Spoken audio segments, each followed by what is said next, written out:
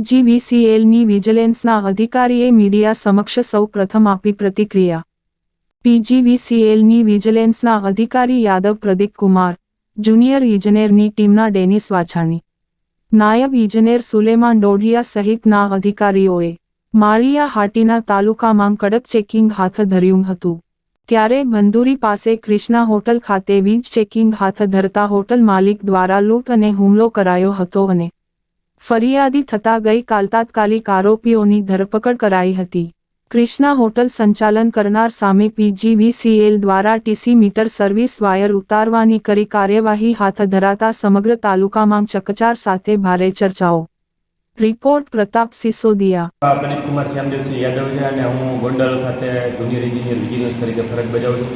તારીખ 2/12/2024ના રોજ અમે સાંજના ભંડુરીની બાજુમાં આવેલ ક્રિષ્ના હોટલની અંદર વીજ ચેકિંગ કરવા ગયા હતા।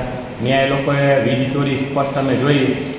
એ જ સમયે અમે રેકોર્ડિંગ કે વિડીયોગ્રાફી ન લઈ શકીએ એટલે અમારો મોબાઈલ ઝાંચકી લીધો અને અટેક કરી અમને ત્યાંથી મારઝૂડ કરી અને ત્યાંથી ભગાડી મૂકેલ। ત્યારબાદ અમે માળિયાહાટીના પોલીસ સ્ટેશન આવી એફઆઈઆર કરી, લૂંટની કલમને બધું લગાડી દવાખાનામાં સારવાર લઈ ફરીથી પોલીસ અને પ્રોટેક્શન સાથે રાખીને ફરીથી કાઉન્ટર અટેક કરી એમના ટીસી મીટર વીજ વાયરો બધું તમામ વસ્તુ કબજે કરી અને વીજ પુરવઠો બંધ કર્યો અને એમના 2 કનેક્શનમાં ટોટલ થઈ એક કનેક્શનમાં 13.65 લાખ અને એક કનેક્શનમાં 5.82 લાખ એમ કરીને ટોટલ 19.47 લાખનું બિલ ફટકારેલું।